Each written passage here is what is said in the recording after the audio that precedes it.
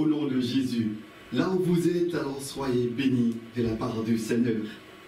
Notre réflexion sera autour de deux thèmes ô combien importants qu'il s'agit d'anticiper par la prière.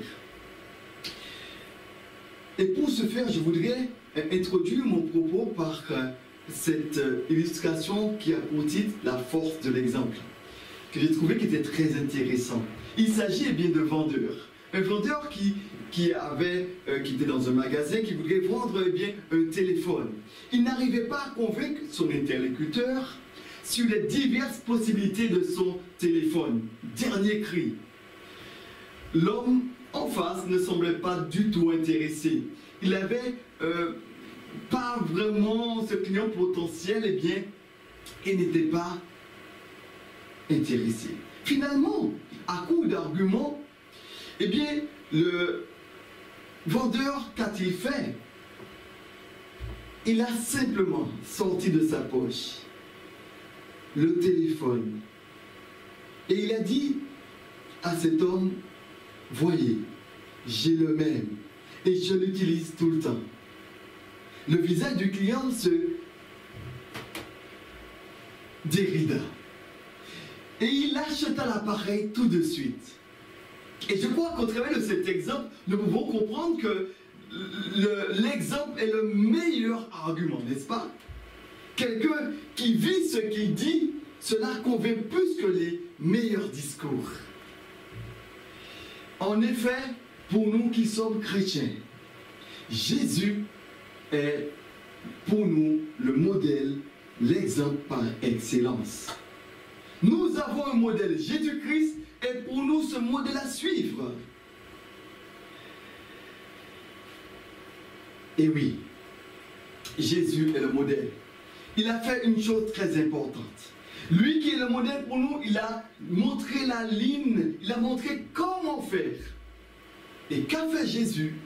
Jésus, dans les situations difficiles qu'il rencontrait, il a anticipé par la prière.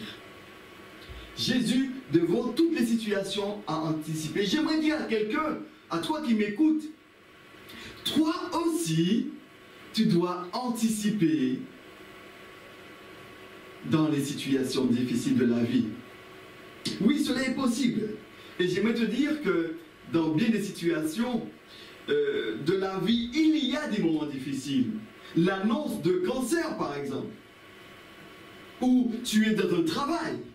Et dans ce travail, tu ne sais trop que faire, comment agir, comment réagir. Rester, subir ou partir. Et cela peut être également vrai, notamment dans le couple. Divorcer, rester, partir. Que faire? Parce que je crois que vraiment dans les couples, il y a des moments très difficiles. Peut-être que tu es dans cette situation. Tu fais déjà chambre à part avec ton épouse ou encore ton époux. Mais j'aimerais te dire en ce matin, ta situation peut changer si seulement tu peux anticiper par la prière. Alors quelqu'un dira ce matin, oui mais que veut dire le mot anticiper? S'il faut anticiper, que veut dire le mot anticiper? Alors si l'on devrait consulter le petit Robert, vous allez trouver ceci pour définition du mot anticiper. Le mot anticiper veut dire avant. Soulignez ceci. Avant. Exécuter avant le temps déterminé. Et on peut le trouver aussi, ce mot anticiper, comme un adjectif qui veut dire qui se fait avant la date prévue ou sans attendre l'événement. Alors comment le chrétien peut-il anticiper? Alors j'aimerais dire à une personne que c'est en remettant les situations difficiles entre les mains de Dieu, déposées aux pieds du Seigneur, nos fardeaux. Avant toute chose, avant tout, autrement dit, c'est prendre de l'avance sous les situations difficiles de la vie. Par la prière. Dieu est en nous. Et tu dois savoir que si tu es chrétien, si tu es enfant de Dieu, Dieu, quand il est en nous, quand il vient dans nos vies, il est important pour toi de te rappeler toujours. Quand il est dans ta vie, tu dois savoir qui est dans ta vie. Il est celui qui connaît notre passé, il connaît notre présent, mais il connaît également notre futur. Et de ce fait, tu dois savoir que tu as un privilège. Alléluia. Parce que celui qui est en toi connaît toutes choses et il sait de quoi demain est formé. J'aimerais te dire que tu peux influencer ton futur si seulement tu dépends de celui qui connaît ton futur. Si tu te laisses influencer par celui qui a toutes choses, si tu sais l'écouter et si tu sais également lui obéir. La Bible dit ceci. Et pourquoi tu dois anticiper? Comment? La Bible dit, nous avons dit que c'est avant toute chose par la prière. Parce que la Bible dit ceci dans 1 Timothée chapitre 2, où il dit ceci. J'exhorte donc, avant toute chose, soulignez bien ceci, avant toute chose, à faire des prières, des supplications, des requêtes, des actions de grâce pour tous les hommes. Donc la Bible nous dit, tu es celui qui doit anticiper. Celui qui doit, eh bien, avant toute chose, prier. Et si tu pries, tu verras de grandes choses. Il est important pour vous et moi de comprendre que dans les choix de la vie, et nous allons voir cette première partie où il est question d'anticiper face aux choix importants de la vie. Un choix peut être professionnel, un choix amoureux, un mari, une femme. Je voudrais t'inviter maintenant à faire une lecture dans le livre de Luc, l'évangile de Luc au chapitre 6. Et nous allons lire du verset 12 à 13. Où Jésus a passé toute une nuit à prier. Il a anticipé. Et je voudrais aussi que cela soit aussi ton cas en ce matin, en ce jour. Alors, il dit ceci dans Luc, chapitre 6, verset 12. En ce temps-là, Jésus se rendit sur la montagne pour prier. Il passa toute la nuit à prier Dieu. Toute la nuit. Quand le jour parut, il appela ses disciples. Il en choisit 12, auxquels il donna le nom d'apôtres. Jésus, dans ce texte, a passé toute une nuit à prier. Toute une nuit à prier. Mais j'aimerais te dire, qui est Jésus? N'est-il pas Emmanuel? C'est-à-dire Dieu avec nous. N'est-il pas celui qui a laissé son trône de gloire pour venir jusqu'à nous pour nous sauver? C'est Jésus. Jésus, c'est Dieu fait homme venu dans le monde pour nous sauver. Mais la Bible dit que Jésus, lui qui connaît toutes choses, lui qui pouvait lire dans le cœur des hommes, Jésus, il a passé toute une nuit à prier avant de faire un choix. Le choix de ses disciples. Il est important de se trouver devant Dieu seul, devant Dieu, pour attendre de lui de grandes choses. Si Jésus, Fils de Dieu, qui savait tout, rempli de cet esprit, avait besoin de prier, combien vous et moi, nous avons besoin de prier. Jésus anticipe face pour prendre les disciples avec lui, pour choisir des disciples. Il a anticipé, il a prié toute une nuit. Notez bien que Judas faisait partie des 12. Jésus l'a choisi, mais Jésus a prié avant. Et oui, Jésus a prié avant. Si Jésus a prié, combien il est important pour nous de prier. Je crois que dans les situations, des choix importants de nos vies, nous devrions prier. Prier avant. Anticiper par la prière. Alors j'aimerais te dire, il est important, face aux situations, tu as peut-être une nouvelle, tu as peut-être quelque chose de précis, mais il est important pour toi de comprendre et de commencer par pratiquer des choses simples. Par exemple, tu dois anticiper sur la journée que tu vas passer. Par la prière, on commence avant tout par remettre la journée en la présentant à Dieu. On fait connaître à Dieu nos besoins par des prières, des supplications, avec des actions de grâce. Souvent,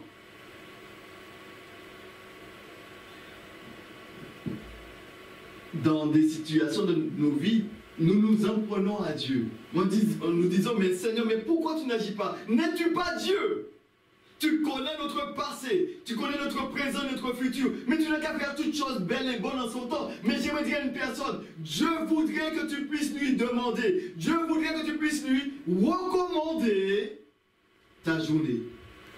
Parce que Dieu nous respecte. Monsieur, madame, j'aimerais te dire, toi qui es là en ce moment, que Dieu te respecte. Dieu respecte les hommes. Dieu ne s'introduit pas dans la vie de l'homme sans sa permission. Dieu voudrait que toi-même, que tu lui remettes ta journée. Et quand tu lui remets ta journée, il peut agir. La Bible nous présente notre Seigneur, notre Dieu, comme celui qui frappe à la porte. Il n'est pas celui qui casse les portes. Oh non! Il est celui qui frappe à la porte. Dieu respecte les hommes.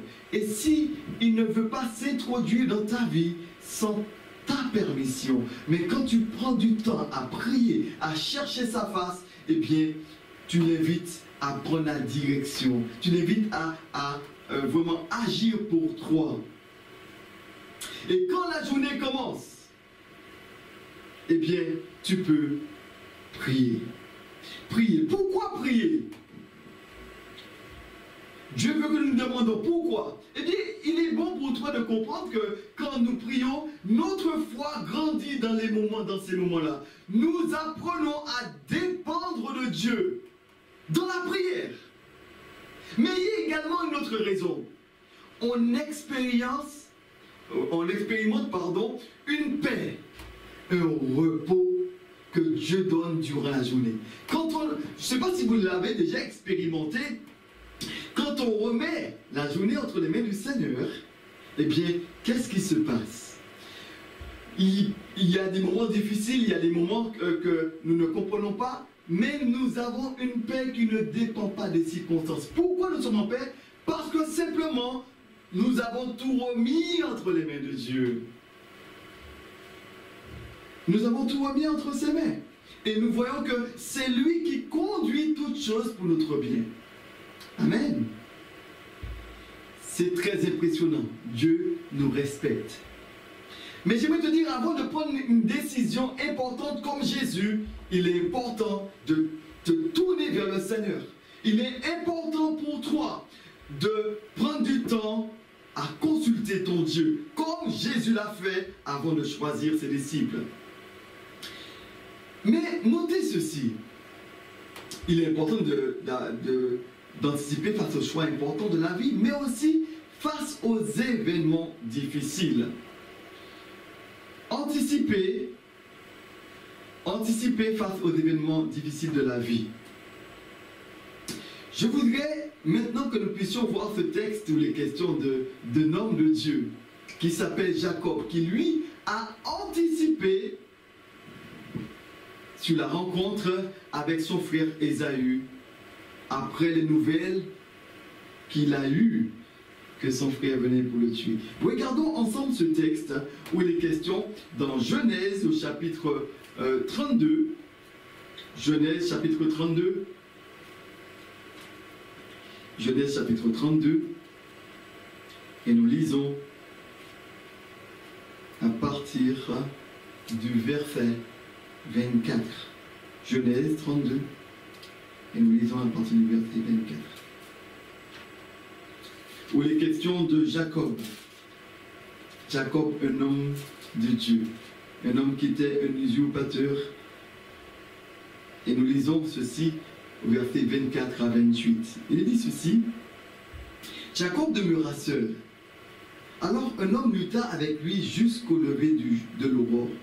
Voyant qu'il ne pouvait le vaincre, cet homme le frappa à l'embouture de la hanche. Et l'emboîture de la hanche de Jacob se démit pendant qu'il luttait avec lui. Il dit, laisse-moi aller, car l'aurore se lève. Et Jacob répondit, je ne te laisserai pas point aller, que tu ne m'aies béni. Il lui dit, quel est ton nom? Il répondit Jacob et lui dit encore, ton nom ne sera plus Jacob, mais tu seras appelé Israël, car tu as lutté avec Dieu et tu as été vainqueur. Jusque-là notre lecture. Anticiper face aux situations difficiles. Jacob se retrouve dans une situation très difficile. Que se passe-t-il pour lui? Il apprend, il a cette nouvelle que son frère se rapproche et veut lui ôter la vie. Pourquoi? Parce que quand on regarde aux Écritures, on s'aperçoit que Jacob était un homme qui était appelé l'usurpateur, le voleur, celui qui était toujours prêt à chercher profit, à tirer profit des situations difficiles. Et quand on regarde au texte, on s'aperçoit qu'il avait avant tout pris le doigt d'aînesse et aussi la bénédiction que donnait le père au fils aîné. Son frère qui était rempli de rage, son frère qui l'en voulait, a dit, quand mon père va mourir, je vais te retrouver et je vais te tuer parce que tu m'as volé la bénédiction. Jacob, après un séjour chez Laban, il laisse le lieu et il apprend que son frère vient à sa rencontre, mais avec des hommes, des soldats, des hommes armés, prêts à le tuer. Que va-t-il faire? La Bible nous dit que Jacob a mis en place des moyens humains pour anticiper face aux situations difficiles. Et j'aimerais te dire, n'essaie pas les moyens humains. Il a mis en place, il a dit, mais il a mis les plus belles bêtes pour attirer l'attention sur sa richesse, pour apaiser le cœur de son frère. Mais quand il y a la haine dans un cœur, les cadeaux ne peuvent rien faire. Alors qu'a-t-il fait? Il a essayé des moyens humains. Mais les moyens humains ne sont pas valables. Dans les situations difficiles, on est souvent dépassé. Il est important pour vous et moi d'utiliser des moyens divins. Et qu'a-t-il fait? Il a anticipé de la prière. Il a passé toute une nuit à lutter. Il a dit, Seigneur, je veux que tu me bénisses. Je veux que tu puisses agir. Je crie à toi. Je m'attends à toi. Je ne te laisserai pas aller que tu ne m'aies béni. Il a réclamé la bénédiction. La Bible nous dit, quand il a fait cela, quand il a cherché Dieu, quand il a crié à Dieu, la Bible nous dit que Dieu a agi en sa faveur. Il a remis la situation difficile entre les mains de Dieu et Dieu a agi. La Bible nous dit que son frère, pendant que le soir, juste avant qu'il ne le rencontre, Dieu s'est révélé à son frère. Pendant que Jacob luttait dans la prière, Dieu se révélait à son frère. Et ainsi, oui, ainsi, son frère, quand il a rencontré Jacob, eh bien, il y a eu la manifestation de la puissance de Dieu. Les frères se sont enlacés et ils ont vu que Dieu avait agi, non seulement dans le cœur de Jacob, mais aussi dans le cœur d'Ésaïe. J'aimerais te dire que dans les situations difficiles de la vie, tu peux anticiper face aux événements difficiles. Crie à Dieu, attends-toi à Dieu, et Dieu agira certainement pour toi, comme il a agi pour Jacob. L'action de Dieu. Dieu a travaillé. Jacob a reçu une mauvaise nouvelle. Son frère venait pour le tuer. Mais pour toi, cela peut être différent. On t'a peut-être annoncé une maladie, un cancer. Une mauvaise nouvelle. Un accident de proche à toi, un décès de proche. Un chômage. Fermeture pour l'entreprise. Pour toi, c'est différent. Mais tu dois toujours te rappeler, comme l'a fait Jacob, tu ne dois pas dépendre des hommes, mais tu dois dépendre de ton Dieu. Anticiper dans la prière. Ta vie est en danger, mais attends-toi à Dieu. Et pour que cela soit plus clair, je voudrais te donner un témoignage de cette femme qui m'a toujours, c'était une sœur qui m'a beaucoup interpellé, où je revois encore aujourd'hui son visage, où cette femme était atteinte de cancer, un cancer du sein. Et voit-il pas que les médecins, quand elle a appris cette nouvelle, cette femme était touchée. Et nous le comprenons. Sa famille physique était touchée. Sa famille spirituelle était touchée. Cette femme, elle a commencé à prier. Elle a dit, Seigneur, vraiment tu es celui qui est capable de me guérir. Et quand elle a cherché la face du Seigneur, le Seigneur lui a dit que cette maladie ne conduit pas à la mort, mais elle est pour la gloire de mon nom. Et cette femme s'est mise à prier, à prier, à prier, à prier. Après quelques temps encore, les médecins sont venus pour faire les examens. Et ils ont dit, Madame, la maladie, elle a augmenté. Le cancer, les boules qu'on voyait au niveau du sein sont déjà arrivées au niveau des aisselles. Il faut tout de suite agir parce que la maladie est en train de se répandre dans tout le corps.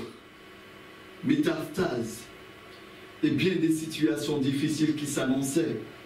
Alors, cette femme, elle a continué à prier. L'église s'est mobilisée dans la prière. Elle a prié, elle s'est attendue au Seigneur. Sa vie était en danger, mais elle a crié à Dieu. La veille de cette opération qu'il devait faire, les médecins sont venus pour mettre sur les glandes qui étaient déjà assez visibles des repères, des crochets, on pourrait dire cela ainsi, où avant d'opérer, ils mettent des points pour dire, mais voilà, on va agir par-ci et par-là.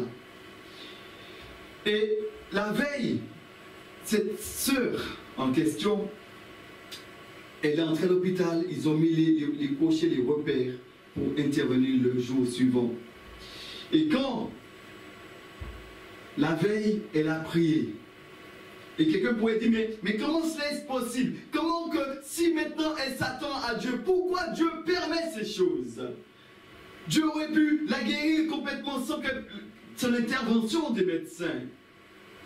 Mais elle a continué à espérer en Dieu. Elle était seule, elle avait été ses parents, elle avait la famille, avec les chrétiens de son église qui priaient pour elle. Et elle s'attendait au Seigneur. Mais cette histoire nous révèle le lendemain, alléluia, le lendemain quand les médecins sont venus pour opérer cette sœur, ils n'ont pas trouvé les glandes. Ils ont vu les repères, ils ont vu les lieux, les agrafes qui étaient là, mais ils n'ont pas trouvé les glandes. Alors les médecins se sont dit, mais que malheureusement, certainement les glandes se sont dépassées. Ils étaient affolés, mais c'est sûr de dire, non, je crois que Dieu m'a guéri. Alléluia. Dieu m'a guéri. Mais les médecins n'ont pas voulu croire. Ils ont dit, mais madame, on va vous garder en observation parce que nous ne comprenons pas ce qui s'est produit. La sœur en question a pu témoigner après pour dire à ses médecins, non, vous êtes limités, vous soignez, mais celui qui guérit, c'est Dieu. Et cette femme, cette sœur, elle avait anticipé par la prière. Elle avait la confiance que Dieu était capable de la guérir. Et combien même que Dieu ne la guérisse, n'aurait pas pu la guérir, elle avait confiance en son Dieu. Elle a anticipé face à cette situation difficile de sa vie. Et Dieu s'est révélé à elle. Anticiper. Et je voulais te dire, ta vie est peut-être en danger, mais tu peux influencer ton futur si tu dépends de Dieu. Nous allons maintenant voir un dernier point où les questions, eh bien, où l'Église même a anticipé. Anticiper face aux oppressions de l'ennemi. Et nous allons lire ce texte où il est question d'un homme de Dieu qui était emprisonné. Face au fait de la vie, il est important d'anticiper. Et tu peux anticiper seul, parce que Jésus s'est retrouvé seul à prier. cette femme ne s'est pas retrouvée seule. Elle s'est retrouvée avec l'Église. Mais nous verrons maintenant où il est question de textes où l'Église même a anticipé. Lisons ensemble dans le livre des Actes, Actes des Apôtres, nous allons lire au chapitre 12. Actes des Apôtres, chapitre 12, et nous allons lire versets 5 à 9. Nous avons trouvé chapitre 12, versets 5 à 9. Il dit ceci: Pierre était donc gardé dans la prison, et l'Église ne cessait d'adresser pour lui des prières à Dieu. La nuit qui précédait le jour où Hérode allait le faire comparaître, Pierre, lié de 2 chaînes, dormait entre 2 soldats, et les sentinelles devant la porte gardaient la prison. Et voici, un ange du Seigneur survint, et la lumière brilla dans la prison. L'ange réveilla Pierre en le frappant au côté et en disant: Lève-toi promptement. Les chaînes tombèrent de ses mains, et l'ange, mets ta ceinture et tes sandales, et il fit ainsi. L'ange lui dit encore: enveloppe-toi de ton manteau et suis-moi. Pierre sortit et le vit. Ne sachant pas que ce qui se faisait par l'ange fut réel, il s'imaginait avoir une vision. Lorsqu'ils eurent passé la première garde, puis la seconde, ils arrivèrent à la porte de fer qui mène à la ville, et qui s'ouvrit d'elle-même devant eux. Et ils sortirent et s'avancèrent dans une des rues. Aussitôt l'ange quitta Pierre. Revenu à lui-même, Pierre dit: Je vois maintenant là, d'une manière certaine, que le Seigneur a envoyé son ange et qu'il m'a délivré de la main d'Hérode, de tout le peuple juif, de tout ce que le peuple juif attendait. Après d'avoir réfléchi, il se dirigea vers la maison de Marie, mère de Jean, surnommée Marc. Il dit ceci, puisque, dans ce passage, verset 16, cependant Pierre continuait à frapper, parce qu'il s'est dirigé vers l'église qui priait pour lui. Il dit, cependant Pierre continuait à frapper, et ils ouvrirent. Ils furent étonnés de voir Pierre. Leur ayant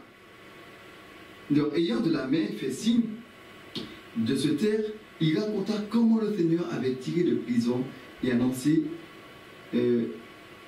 cela à Jacques et aux frères. Dans ce texte, on s'aperçoit d'une réalité.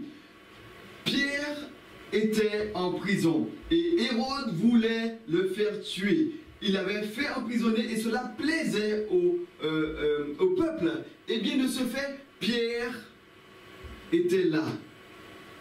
Il était fait captif à cause de l'évangile. Et ne voit-il pas qu'Hérode voulait le faire tuer? Mais l'Église, quand elle a su cela, qu'a fait l'Église? Elle a anticipé, elle a dit non, nous allons consulter Dieu, nous allons intercéder, nous allons prier, nous allons nous tourner vers Dieu et nous allons influencer cette situation. Nous allons influencer le futur de sorte que Pierre ne soit pas tué.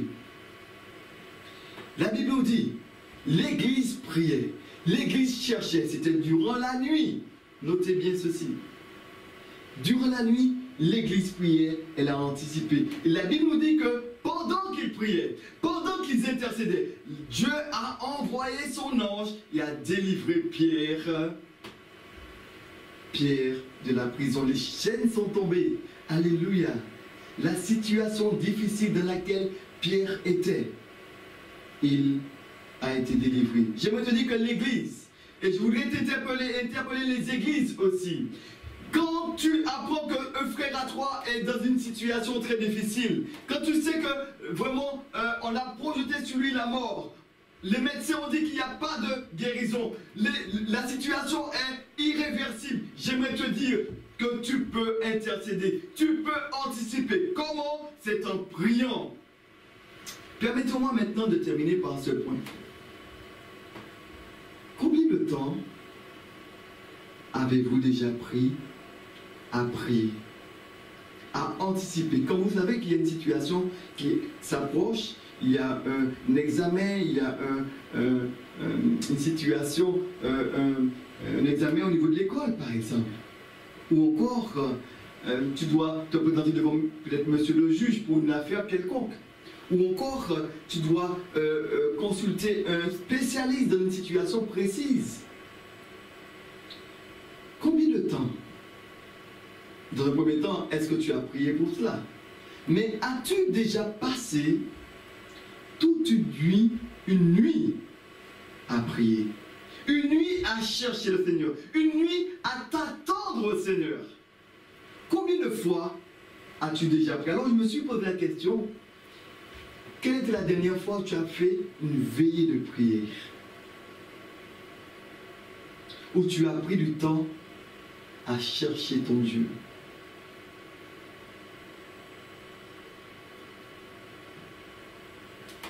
Quelle était la dernière fois où tu as pris du temps pour intercéder, chercher la face du Seigneur?